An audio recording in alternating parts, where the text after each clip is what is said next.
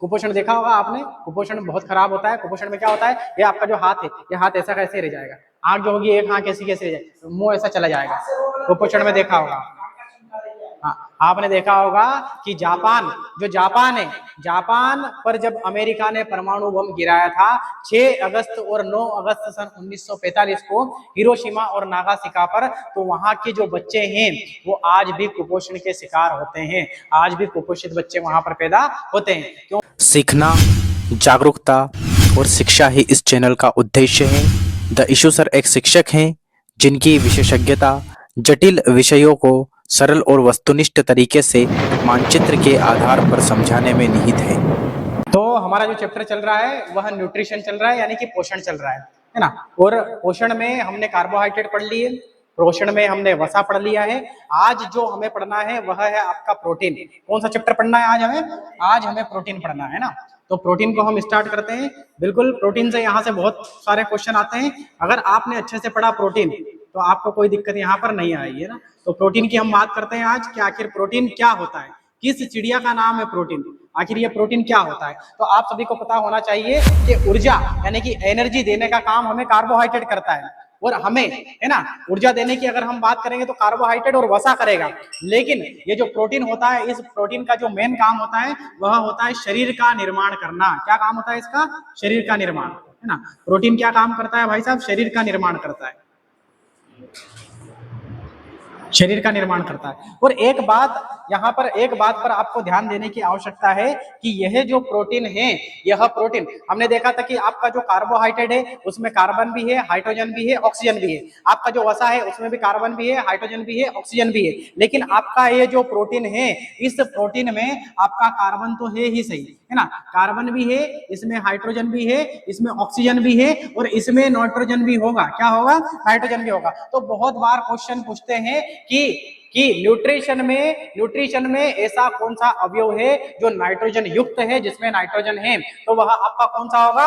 वह आपका प्रोटीन होगा। क्यों होगा? क्योंकि इसमें नाइट्रोजन होगा। इसमें क्या होगा? नाइट्रोजन होगा, है ना। देखो, मैं आपको बताने की कोशिश करता हूं कि यहाँ पर हमारे पास में कार्बोहाइड्रेट है। क्या है हमारे पास में? कार्बोहाइड्रेट, है ना। देखो, यहाँ पर आपके पास में कार्बोहाइड्रेट है,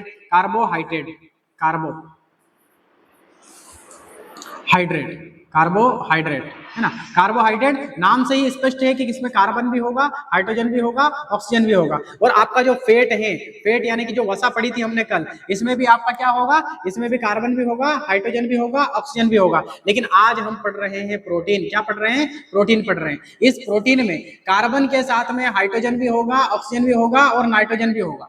क्या होगा? इसमें नाइट्रोजन भी होगा। इसलिए क्वेश्चन पूछते हैं कि भोजन के जितने भी अवयव होते हैं उनमें से ऐसा कौन सा अवयव है, ऐसा कौन सा कंपोनेंट है जिसके अंदर नाइट्रोजन युक्त होता है, तो वह कौन सा होगा? आपका प्रोटीन का होता है। जैसे आपने देखा होगा ये प्रोटीन होता क्या है, तो आपने देखा होगा बहुत सारे लोग जिम जाते हैं ना, और जिम जाते बोलते हैं भाई साहब अब तो बॉडी बनानी है। क्या बनानी है? बॉडी बनानी है ना। अब बॉडी तो बनानी है ना, डंबल वंबल भी लेके आते हैं, है ना, सारी चीजें लेके आते हैं, उसके साथ में वो प्रोटीन का डिब्बा भी लेके आते हैं। प्रोटीन के डिब्बा क्यों लेके आते हैं? ताकि शरीर का निर्माण हो। क्या हो? शरीर का निर्माण हो। उसके बाद में जैसे जिम को छोड़ी फिर शरीर कैसा हो जाएगा? गिर जाएगा, है ना। तो एथलीट की जो बॉडी होती है और जो प्रोटीन वाली जो बॉडी होती है, जिम वाली बॉडी होती है, बहुत फर्क होता है उसमें। होता है कि नहीं होता है? तो प्रोटीन जो होता है वह शरीर का निर्माण करने का काम करता है। किसका काम करता है? निर्माण, है ना। शरीर का निर्माण करेगा, है ना, शरीर का क्या करेगा? निर्माण करेगा ये, है ना। तो आगे बढ़ जाते हैं हम। ये देखिए प्रोटीन को हम समझते हैं। यहाँ पर प्रोटीन में कौन सा तत्व मौजूद होगा? आपका नाइट्रोजन तत्व मौजूद होगा। कौन सा तत्व मौजूद होगा? नाइट्रोजन। कार्बन भी होगा, हाइड्रोजन भी होगा, ऑक्सीजन भी होगा, नाइट्रोजन भी होगा। अब ये प्रोटीन बनता किससे है, ये हम देखते हैं यहाँ पर। अगर प्रोटीन की बात करेंगे यहाँ पर कि प्रोटीन शब्द किसने दिया? प्रोटीन के खोजकर्ता कौन है? 2 क्वेश्चन यहाँ से बनते हैं। प्रोटीन के खोजकर्ता की अगर अपन बात करेंगे यहाँ पर, खोजकर्ता, और खोज जो करता है वही आपका जनक होता है। वही क्या होता है? आपका जनक होता है ना। खोजकर्ता ही कौन है? जनक। बहुत बार एग्जाम में क्वेश्चन पूछा जाता है खोजकर्ता ही कौन है? आपका जनक है। कि बताइए भाई साहब प्रोटीन के खोजकर्ता या फिर प्रोटीन के जनक कौन है? तो आपको याद रखना है जेरार्डस जोहानसन मुल्डर। क्या याद रखना है आपको? आपको तो एक ही नाम याद रखना है बस, है ना। आपको तो याद रखना है मुल्डर। क्या याद रखना है? मुल्डर, है ना, मुल्डर। ये बड़ा इंपॉर्टेंट है, ये बड़ा इंपॉर्टेंट है। क्वेश्चन पूछेंगे प्रोटीन के खोजकर्ता कौन है? मुल्डर। प्रोटीन के जनक कौन है? मुल्डर, है ना। और कब कब खोज करते हैं? सन 1800 है ना, सन 1838 में खोज करते हैं। कब खोज करते हैं भाई साहब? 1838 में। तो आपको याद रखना है सन 1838। ये सन भी बड़ा इंपॉर्टेंट है, ये सन भी बड़ा महत्वपूर्ण है। क्वेश्चन पूछते हैं कब खोज करते हैं? सन 1838 को, 1838 को। फिर एक और व्यक्ति आता है भैया, एक और व्यक्ति आता है। एक और व्यक्ति कौन है? एक और व्यक्ति का नाम है ब्रजीलियस। एक और व्यक्ति का नाम क्या है? ब्रजीलियस, है ना। वह नाम देते हैं, क्या करते हैं वो? नाम देते हैं, नामकरण, नामकरण करते हैं। और जो भी नाम देता है वह प्रतिपादक होता है। वह कौन होता है? प्रतिपादक होता है। यह आपको याद रखना है। जो भी नाम देता है वो कौन होता है? वो प्रतिपादक होता है। वह कौन है? ब्रजीलियस है। कौन है? ब्रजीलियस है। ब्रजीलियस, ब्रजीलियस, ब्रजीलियस है भैया, है ना।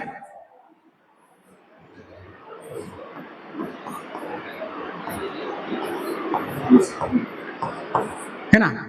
अब बोलता है भाई साहब, है ना, एक बार इनमें क्या होता है, दोनों में क्या बहस हो जाती है। मोल्टर बोलते हैं कि भैया खोजा तो मैंने, है ना, तो नाम भी मैं ही दूंगा। अब ये बोला कि नहीं नहीं नहीं नहीं, है ना, ये बोलता है कि नहीं नाम मैं दूंगा, है ना। तो ब्रजीलियस कौन देता है? नाम देता है, इसलिए क्या है? प्रतिपादक। और खोजकर्ता कौन है आपके? खोजकर्ता मोल्डर है। खोजकर्ता कौन है? मोल्डर है ना। ब्रजीलियस भी इसी सन को याद रखना है आपको, 1838। 1838 में क्या देता है? ये नाम देता है। ये बोलता है देखो देखो मैंने कुछ कुछ खोजा है। मोल्टर क्या बोलता है? देखो देखो मैंने कुछ कुछ खोजा है, कुछ कुछ खोजा है। तो यहाँ पर आके नाम देता है, बोलता है ये तो क्या है? प्रोटीन है। क्या है?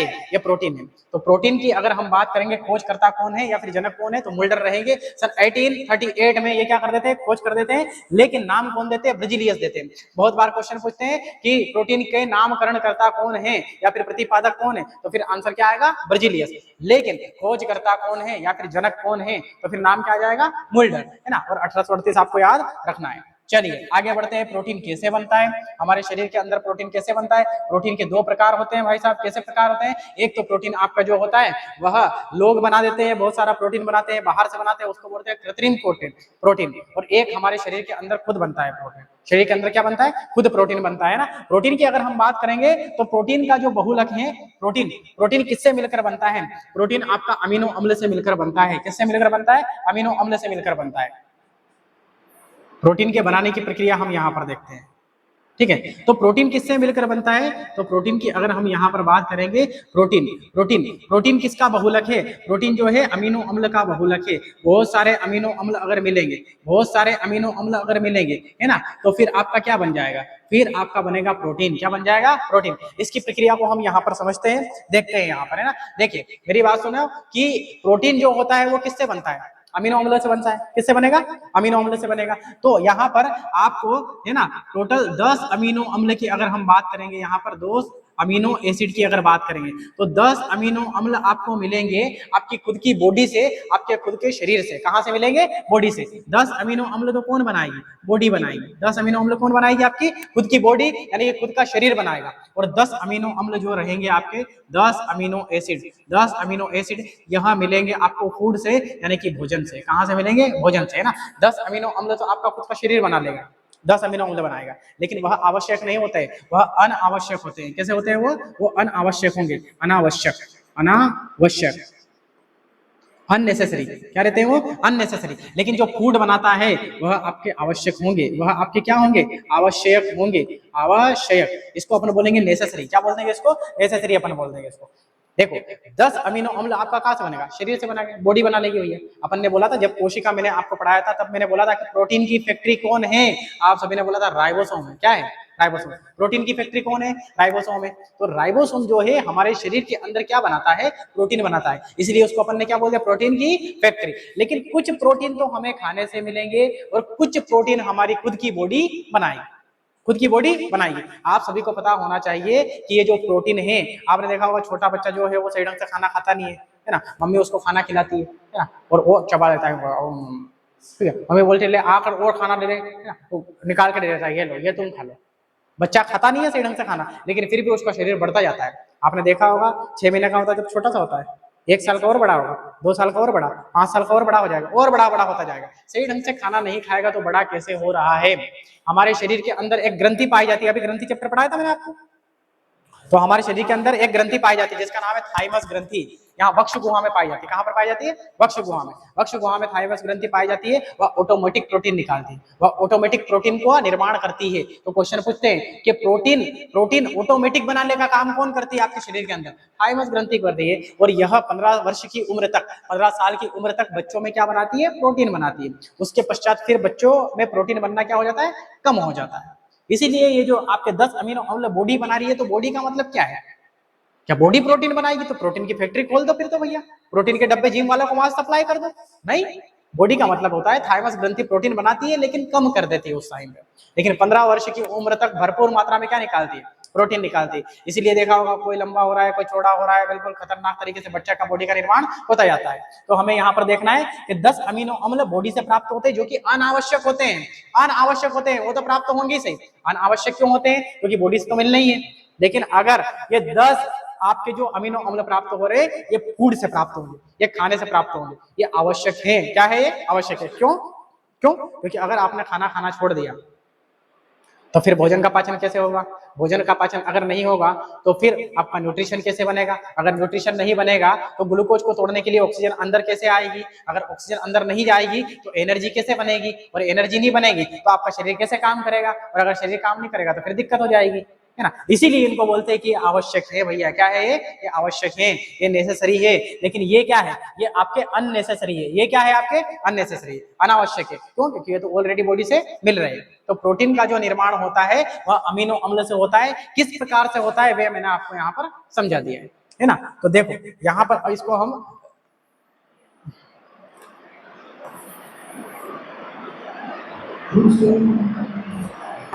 देखो, तो अब मुझे बताओ ये कि 10 अमीनो अम्ल और 10 अमीनो अम्ल टोटल कितने हो जाएंगे? बताओ। 20 अमीनो अम्ल होंगे। कितने होंगे? 20 अमीनो एसिड होंगे। और 20 अमीनो एसिड से मिलकर एक प्रोटीन बनेगा। क्या बन जाएगा?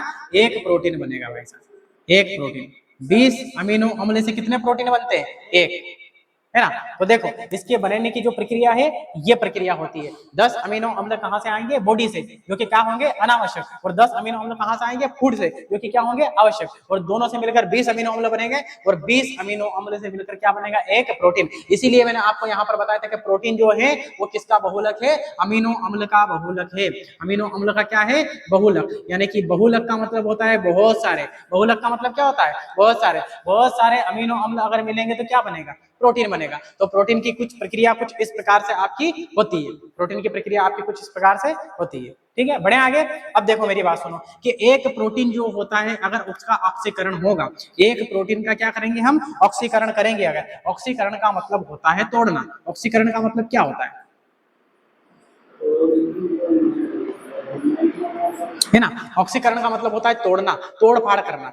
अगर एक प्रोटीन को हम तोड़ेंगे, एक प्रोटीन को हम पचाएंगे, हमारे शरीर के अंदर प्रोटीन पचता है कि नहीं पचता है? पचता है। हमारा पेट जो होता है आमाशय, इस आमाशय में एक जठर ग्रंथि होती है। और जठर ग्रंथि में दो प्रकार के एंजाइम पाए जाएंगे भैया। एक का नाम है रेनिन और एक का नाम है पेप्सिन। पेप्सिन जो होता है वो प्रोटीन को किस में तोड़ देता है? पेप्टोन में तोड़ता है। किसमें तोड़ता है? पेप्टोन में। तो इसको जब तोड़ेंगे तो इसका ऑक्सीकरण करेंगे। ऑक्सीकरण का मतलब होता है तोड़ना। क्या होता है? तोड़ना। तो एक प्रोटीन को अगर तोड़ेंगे, अगर 1 ग्राम जो प्रोटीन आपका होगा, 1 ग्राम प्रोटीन होगा आपका, तो 1 ग्राम प्रोटीन से आपको जितनी ऊर्जा मिलेगी वो मिलेगी 4.3 किलो कैलोरी। कितनी मिलेगी? 4.3 किलो कैलोरी आपको यहाँ से एनर्जी मिलेगी। 4.3 किलो कैलोरी आपको यहां से एनर्जी मिलेगी। ये आपको याद रखना है।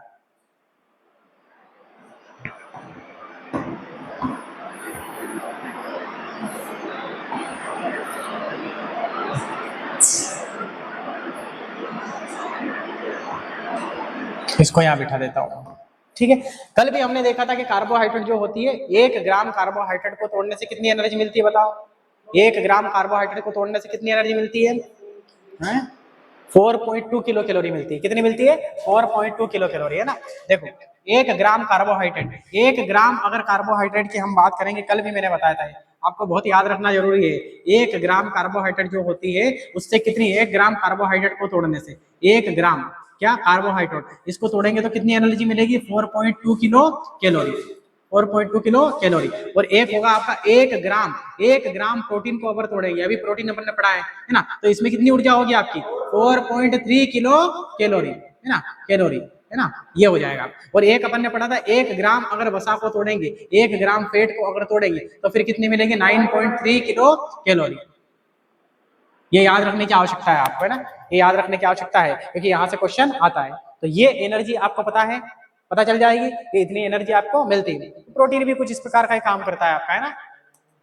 तो यहाँ पर हमने देख लिया है कि आपका जो प्रोटीन है, यानी कि प्रोटीन भी एक प्रकार का न्यूट्रिशन होता है, प्रोटीन भी एक प्रकार का न्यूट्रिशन होता है। प्रोटीन की जो खोज करता है, यानी कि प्रोटीन के जो जनक है वो मुल्डर है, लेकिन प्रोटीन का जो नाम दिया वह ब्रिजलीस ने दिया सन 1838 में, है ना। प्रोटीन जो है वो अमीनो अम्ल का क्या है, बहुलक है। आपको मैंने ये भी बता दिया है कि कैसे बनता है और इसमें कितनी एनर्जी आपको मिलती है, कितनी एनर्जी इसमें मिलती है। ठीक है, आगे बढ़े हम। अब आगे बढ़ जाते हैं अपन। अगर हम यहाँ पर देखेंगे प्रोटीन के बारे में बात करेंगे तो सभी एंजाइम प्रोटीन है।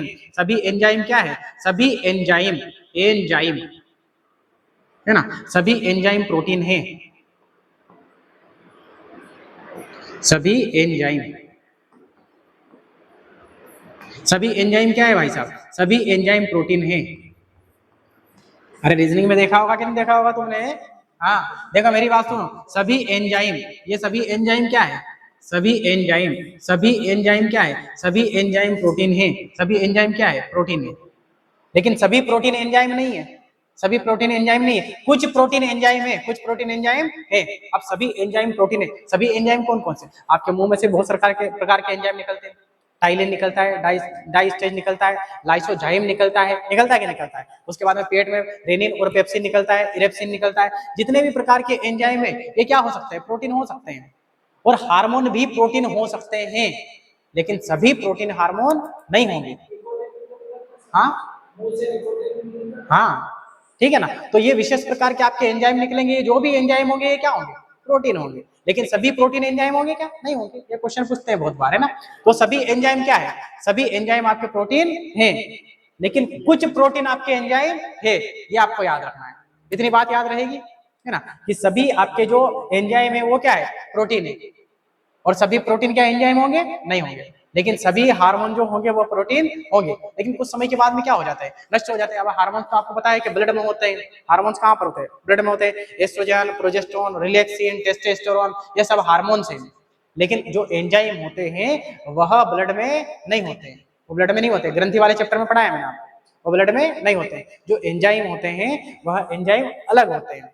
वह जैसे मुंह में लार निकल रही, लार में से एंजाइम निकलेगा, टाइलिन निकलेगा, डाइस्टेज निकलेगा, लाइसोसोम निकलेगा, म्यूसिन निकलेगा आपका। ये विभिन्न प्रकार के आपके एंजाइम निकलेंगे यहाँ से। चलिए आगे बढ़ जाते हैं। अब हम बढ़ जाते हैं आगे प्रोटीन की, है ना, ये है ना। तो अब बढ़ जाते हैं हम आगे।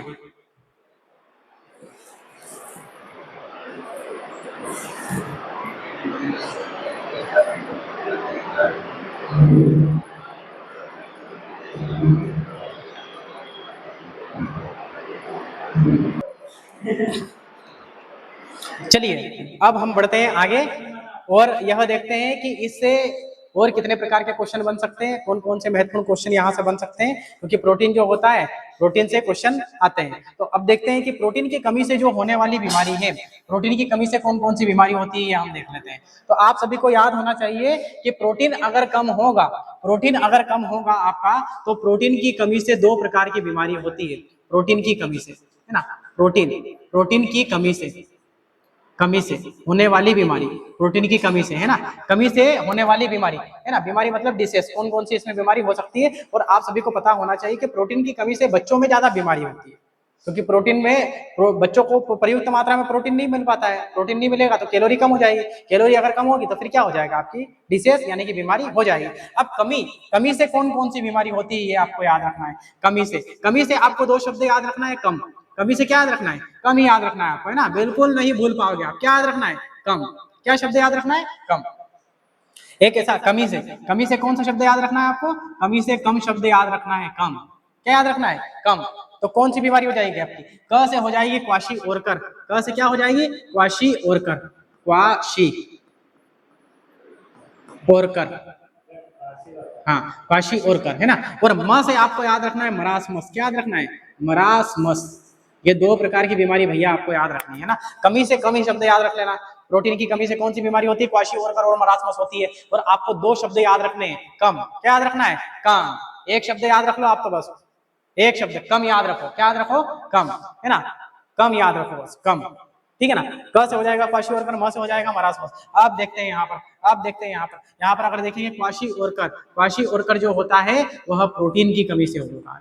किसकी कमी से हो जाएगा भैया, प्रोटीन की कमी से हो जाएगा। और यह किस में होता है, यह बच्चों में ज्यादा होता है, यह बच्चों में क्या होता है, ज्यादा होता है। बच्चे इसमें क्या होते हैं, कुपोषण के शिकार हो जाते हैं। कौन सा कुपोषण होगा, एड मेंटस कुपोषण होगा। कौन सा कुपोषण हो जाएगा, एड मेंटस, एड मेंटस, एड मेंटस कुपोषण होगा बच्चों में। कौन सा कुपोषण होगा, एड मेंटस कुपोषण हो जाएगा, कुपोषण, कुपोषण, एड मेंटस कुपोषण हो जाएगा, एड मेंटस कुपोषण। कुपोषण देखा होगा आपने, कुपोषण बहुत खराब होता है। कुपोषण में क्या होता है, ये आपका जो हाथ है, ये हाथ ऐसा कैसे रह जाएगा, आंख जो होगी एक आंख कैसी कैसे रह जाएगी, मुंह ऐसा चला जाएगा, कुपोषण में देखा होगा।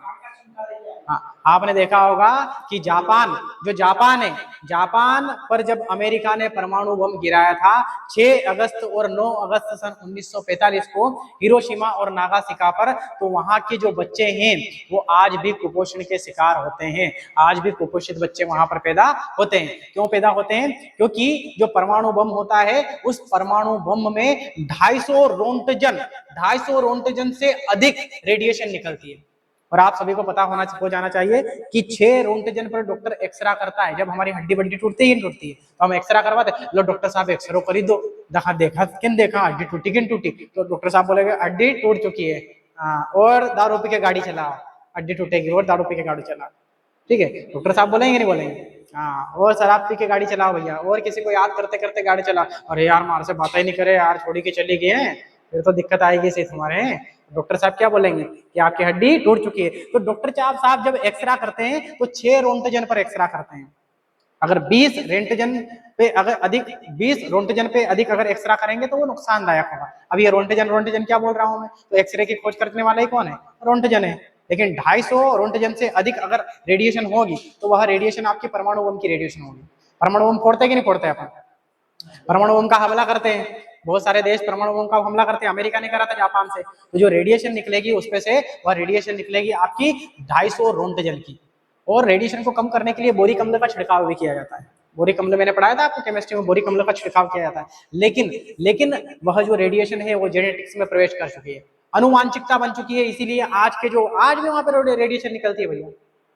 अब रेडिएशन दिखेगी थोड़ी, दिखेगी क्या, नहीं दिखेंगी। अब देखो बोर्ड में से रेडिएशन निकल रही है, आपको दिख रही है, नहीं दिखेगी।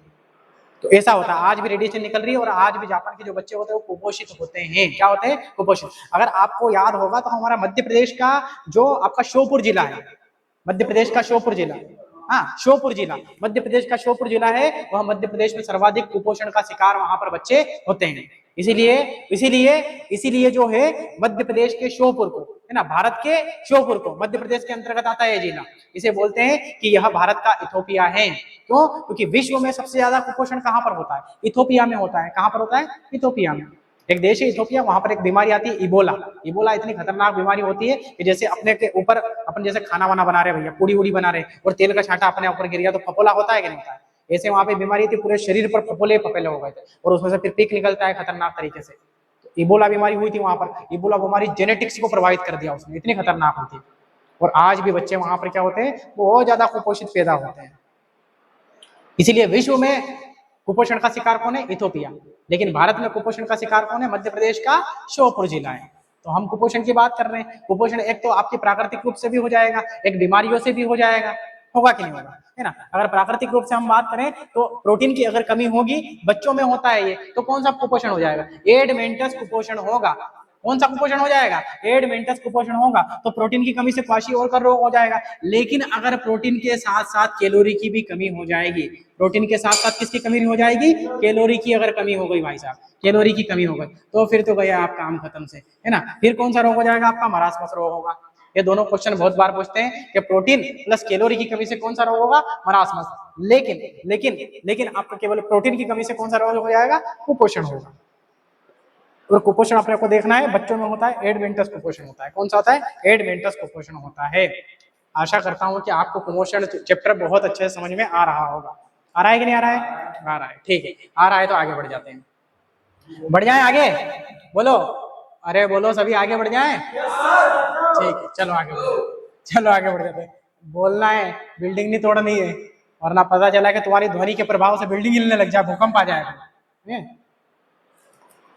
बढ़े आगे, किसमें कौन सा प्रोटीन पाया जाता है, यहां से क्वेश्चन पूछते हैं, वो हम देखेंगे, है ना। चलो आप ध्यान दो यहाँ पर, है ना, बिल्कुल फोकस आपका इधर होना चाहिए, बोर्ड पर होना चाहिए फोकस, है ना, और ध्यान देने की आवश्यकता है यहाँ पर, क्योंकि यहाँ से प्रश्न आने की संभावना बहुत ही ज्यादा रहती है कि किस पदार्थ में कौन सा प्रोटीन पाया जाता है ना, किस पदार्थ में कौन सा प्रोटीन पाया जाता है। हेडिंग लिख देता हूं मैं, है ना, किस पदार्थ में, किस पदार्थ,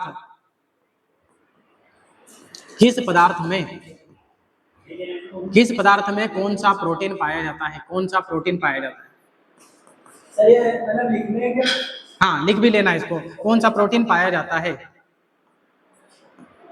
ये बहुत इंपॉर्टेंट है भैया, कौन सा प्रोटीन पाया जाता है। एक एक करके हम पूरे को समझ लेंगे, एक एक करके क्या कर लेंगे, हम पूरे को समझ लेंगे।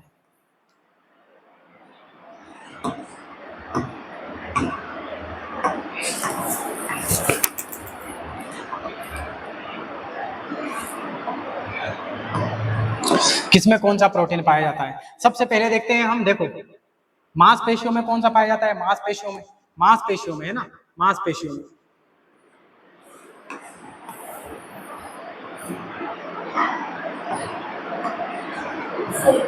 है ना, मांसपेशियां, मांसपेशियां, मांसपेशियों में, मांसपेशियों में पाया जाएगा आपका मायोसिन, क्या पाया जाएगा आपका मायोसिन, है ना। मांसपेशियों में कौन सा प्रोटीन पाया जाएगा, मायोसिन पाया जाएगा। अब मांसपेशियां कहां पर होती है, हमने जब सेल चैप्टर पढ़ा था, है ना, तो विभिन्न प्रकार की कोशिका से मिलकर ऊतक का निर्माण यानी कि टिश्यू का निर्माण होता है, और विभिन्न प्रकार के टिश्यू से मिलकर फिर आपके अंग का निर्माण होता है, और विभिन्न प्रकार के अंग से मिलकर आपकी बॉडी का निर्माण होता है। तो आपकी जो हड्डियां होती है, हड्डी के ऊपर पाई जाती है आपकी मांसपेशी, मांसपेशी का मतलब होता है मांस, क्या होता है मांस, मांस में कौन सा प्रोटीन होगा, मायोसिन, कौन सा होगा, मायोसिन होगा, है ना। हड्डियों में होगा ओसिन, हड्डियों में कौन सा होगा, ओसिन, हड्डियों में कौन सा ओसिन होगा, हड्डियों में कौन सा होगा बताओ, ओसिन, हड्डियों में कौन सा प्रोटीन होगा, ओसिन होगा। और यह जो ओसिन प्रोटीन है, इसमें 95% कोलोजन होता है, 95% इसमें क्या होता है, कोलोजन प्रोटीन होता है, कोलोजन।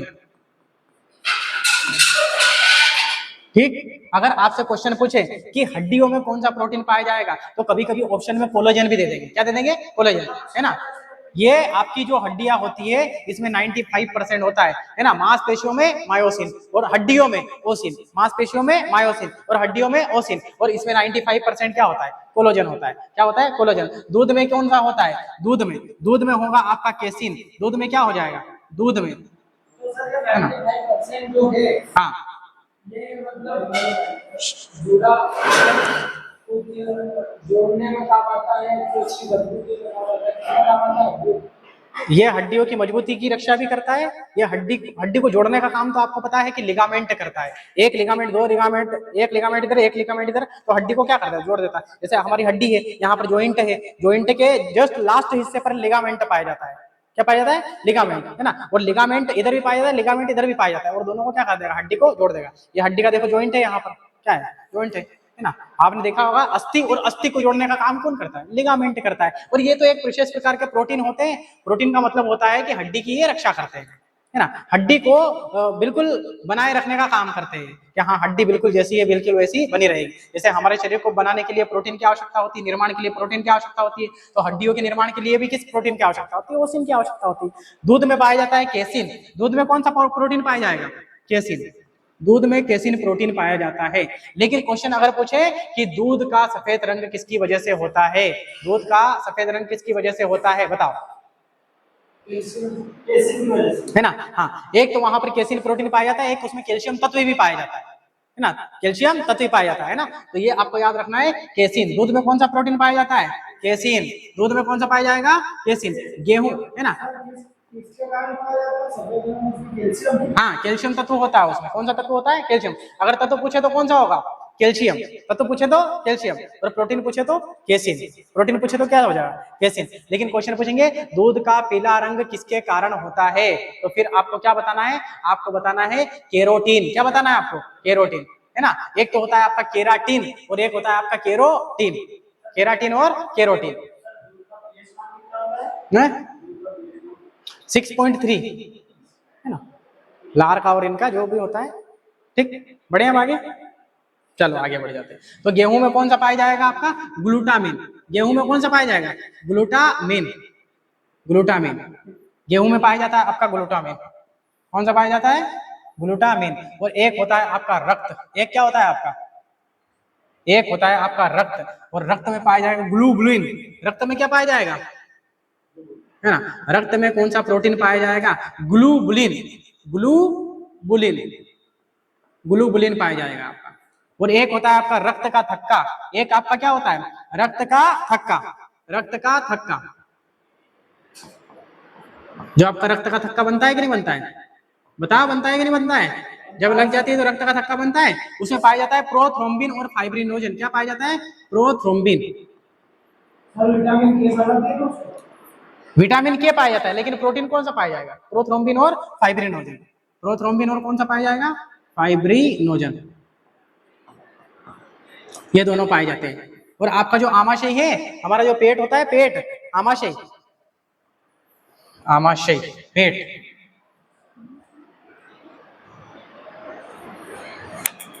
हमारा जो पेट होता है, पेट यानी कि हमारा आमाशय, इस आमाशय में जो प्रोटीन पाया जाता है, आमाशय, आमाशय,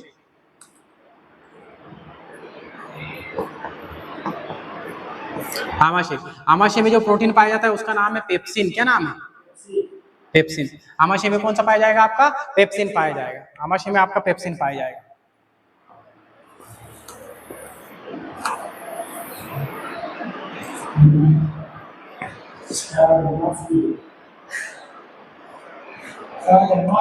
हाँ, तो क्या करें? क्यों? देखो, एक और आपको याद रखना है। आपने देखा होगा जितने भी सारे कीट पतंगे होते हैं, जैसे काकरोच होता है आपका, है ना, तो ये काकरोच वाकरोच होते हैं, कछुआ होता है, इनके ऊपर एक चिकनी चिकनी परत होती है कि नहीं होती? वो काइटिन की बनी होती है। किसकी बनी होती है? काइटिन की बनी होती है। तो जितने भी कीट होते हैं, कीट जो भी होते हैं, उनका जो शरीर बना होता है वह सेरोटीन प्रोटीन की वजह से बना होता है। कौन सा प्रोटीन? सेरोटीन। किसकी वजह से? सेरोटीन। क्यों? क्योंकि सेरोटीन में एक तो होगा काइटिन। क्या होगा? Chitin, chitin. और एक प्रोटीन, प्रोटीन से मिलकर बनती है। किससे बनती है? प्रोटीन से। तो यह प्रोटीन कौन सा होगा? यह प्रोटीन होगा आपका सेरोटीन। कौन सा होगा? सेरोटीन। तो सारे के सारे प्रोटीन आपको याद हो जाएंगे। देखो, देख लेते हैं अपन एक बार, है ना, है ना। आपकी मांसपेशियों में कौन सा पाया जाएगा? मायोसिन। हड्डियों में ओसिन, दूध में केसिन, गेहूं में ग्लूटामिन, रक्त में ग्लोबुलिन, और रक्त के थक्के में फाइब्रिनोजन और प्रोथ्रोम्बिन। फाइब्रिनोजन और प्रोथ्रोम्बिन। एक शब्द से याद रख लेना इसको, पीएफ। कैसे याद रखोगे? पीएफ। अरे कहीं पे भी आप नौकरी वोकरी करते हो तो पीएफ के लिए पैसे रखते कि नहीं रखते हो, है ना? तो याद रख लेना प्रोथ्रोम्बिन और फाइब्रिनोजन। पेट में कौन सा पाया जाता है? पेप्सिन। और कीट पतंगे जो भी होते हैं, कीट पतंगे जो भी होते हैं, उनका उनका जो शरीर है वो किससे मिलकर बना होता है? सेरोटीन। सारे के सारे प्रोटीन मैंने आपको यहाँ पर एक जगह लिखा दिए। बोलो, बोलो तुम तो ये बताओ बस के सारे प्रोटीन याद हो जाएंगे? किसी को कोई दिक्कत, कोई समस्या, कोई प्रॉब्लम है क्या? बिल्कुल निसंदेह याद कर लोगे इनको। कल सब पूछा जाएगा आपसे। कल क्या करा जाएगा? सब पूछा जाएगा, है ना। आपको सारी चीजें मैंने बता दी है यहाँ पे कि प्रोटीन। और एक तो आपको ये इंपॉर्टेंट याद रखना है ना, नाइट्रोजन। क्या याद रखना है? नाइट्रोजन। प्रोटीन में कौन सा ऐसा तत्व है जो मौजूद होता है? नाइट्रोजन। तो कार्बन भी आपका मौजूद होगा, हाइड्रोजन भी होगा, ऑक्सीजन भी होगा, लेकिन प्रोटीन में कौन सा होगा? नाइट्रोजन। ऐसा कौन सा तत्व है जो कार्बोहाइड्रेट और वसा में नहीं पाया जाता है? नाइट्रोजन। लेकिन ये केवल कहाँ पर पाया जाता है? प्रोटीन में पाया जाता है। कहाँ पर पाया जाता है? प्रोटीन में।